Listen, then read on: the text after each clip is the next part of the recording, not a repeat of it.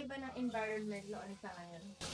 Ah, the difference Yes. of that environment before at saka today, very big, very wide yung ano niya, difference. Our environment now, the present, is in critical condition because now there is deforestation, meaning the mountains are already bare, less trees, which cause the flooding, and also those also agricultural land now they are no longer classified as cultivating. Now they are used as residential. That's why we have less products, agricultural products. Before, we are the one exporting.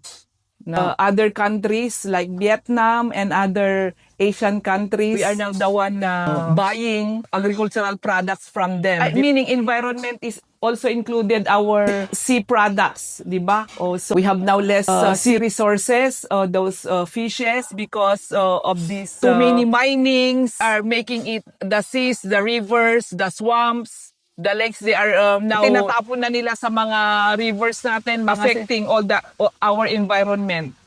Actually, massive destruction now we can see because it affects our climate, which is now the climate change. So now, especially now, we are in the dry season.